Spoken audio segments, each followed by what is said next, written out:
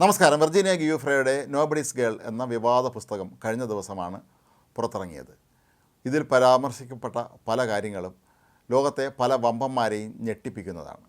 വളരെ ചെറിയ പ്രായത്തിൽ തന്നെ എപ്സ്റ്റീൻ എന്ന അമേരിക്കയിലെ കുപ്രസിദ്ധനായ ലൈംഗിക കുറ്റവാളിയുടെ വലയിൽ ചെന്നുപെട്ട ഈ പെൺകുട്ടി പിന്നീട് അനുഭവിക്കേണ്ടി വന്ന ദുരിതങ്ങളെക്കുറിച്ചാണ് ഈ പുസ്തകത്തിലുടനീളം അവർ വിവരിക്കുന്നത്.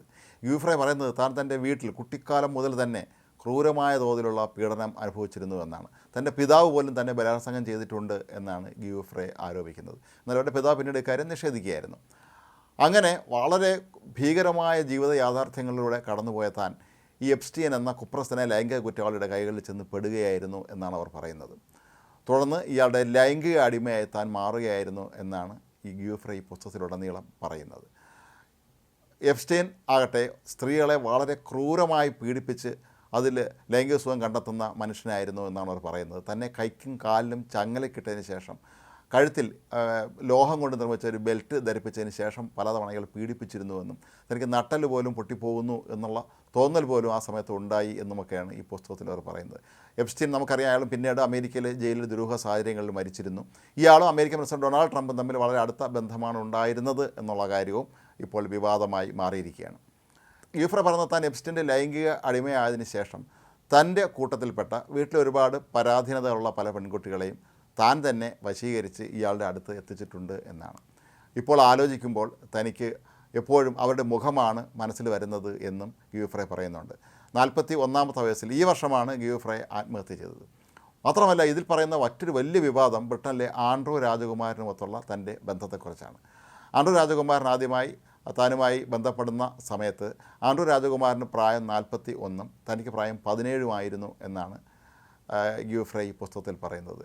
തന്നെ ആദ്യമായി കണ്ടുമുട്ടിയ ദിവസം ആൻഡ്രൂ രാജകുമാരൻ തന്നോട് പറഞ്ഞത് തൻ്റെ പ്രായത്തേക്കാൾ അല്പം കുറവ് മാത്രമാണ് എൻ്റെ പെൺമക്കൾക്ക് എന്നായിരുന്നു. 2 പെൺമക്കളാണ് ആൻഡ്രൂ രാജകുമാരന് ഉണ്ടായിരുന്നത്.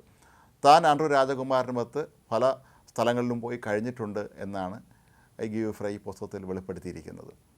മാത്രവുമല്ല, ആൻഡ്രൂ രാജകുമാരനുമായുണ്ടായ നിരന്തര ലൈംഗിക ബന്ധത്തെ തുടർന്ന് താൻ ഗർഭിണിയായി എന്നും ഇക്കാര്യം തനിക്ക് മനസ്സിലായിരുന്നില്ല എന്നുമാണ് ഗിയൂഫ്രെ പറയുന്നത്. ഒരു ദിവസം ശാരീരികമായ അസ്വസ്ഥതയും രക്തസ്രാവമൊക്കെ അനുഭവപ്പെട്ടതിനെ തുടർന്ന് തന്നെ എപ്സ്റ്റീനും സംഘവും ചേർന്ന് ആശുപത്രിയിൽ എത്തിക്കുകയായിരുന്നു എന്നും തൻ്റെ അനുമതി കൂടാതെ, കാരണം താൻ ഗർഭിണിയാണെന്നുള്ള കാര്യം അറിയില്ലായിരുന്നു, കൗമാരപ്രായക്കാരിയായിരുന്നു, ഈ എപ്സ്റ്റീനും സംഘവും ചേർന്ന് അവിടുത്തെ ഒരു ഡോക്ടറെ കൊണ്ട് തനിക്ക് ഗർഭഛിദ്രം നടത്തുകയായിരുന്നു എന്നുമൊക്കെയാണ് ഈ പുസ്തകത്തിൽ ഇപ്പോൾ ഗിയൂഫ്രെ വെളിപ്പെടുത്തിയിരിക്കുന്നത്. ഈ പുസ്തകത്തിലെ പരാമർശങ്ങളെക്കുറിച്ച് പ്രതികരിക്കാൻ ഗിയൂഫ്രെ ഇന്ന് ജീവിച്ചിരിപ്പില്ല എങ്കിൽ പോലും വളരെ ആധികാരികമായി തന്നെയാണ് അവർ ഈ പുസ്തകത്തിലെ ഓരോ കാര്യങ്ങളും വളരെ വിശദമായി രേഖപ്പെടുത്തിയിട്ടുള്ളത്. ആൻഡ്രൂ രാജകുമാരനാകട്ടെ ഈ ആരോപണങ്ങളൊക്കെ തന്നെ ഇപ്പോൾ നിഷേധിക്കുകയാണ്. പക്ഷേ ഈ പ്രായത്തിൽ, അതായത് 2001 ആൻഡ്രൂ രാജകുമാരനും ഗിയൂഫ്രെയും തമ്മിൽ കണ്ടുമുട്ടുന്നതും അവർ അടുക്കുന്നതുമൊക്കെ തന്നെ. 2001 ആൻഡ്രൂ രാജകുമാരനും ഗിയൂഫ്രെയും കണ്ടുമുട്ടുന്നത്.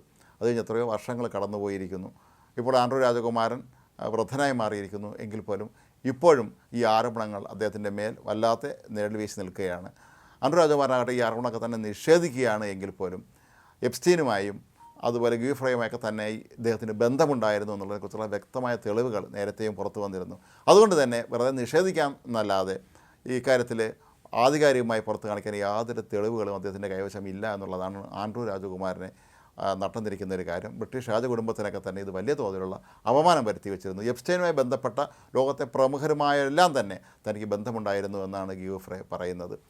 ലോകത്തെ നിരവധി പ്രമുഖന്മാർക്ക് പ്രായപൂർത്തിയാകാത്ത ചെറിയ പെൺകുട്ടികളെ ലൈംഗിക ആവശ്യത്തിനെ എത്തിച്ചു കൊടുക്കാൻ താനും മുൻകൈ എടുത്തിരുന്ന് ശ്രമിച്ചിരുന്നു എന്നൊക്കെയാണ് ഗിയൂഫ്രെ ഇപ്പോൾ വെളിപ്പെടുത്തുന്നത്. ഇതെല്ലാം തന്നെ എപ്സ്റ്റീൻ്റെ നിർദ്ദേശപ്രകാരമായിരുന്നു എന്നാണ് ഗിയൂഫ്രെ വെളിപ്പെടുത്തുന്നത്. ഏതായാലും വരും ദിവസങ്ങളിൽ ഈ പുസ്തകം വലിയ തോതിലുള്ള വിവാദം സൃഷ്ടിക്കും എന്നുള്ള കാര്യം ഉറപ്പാണ്.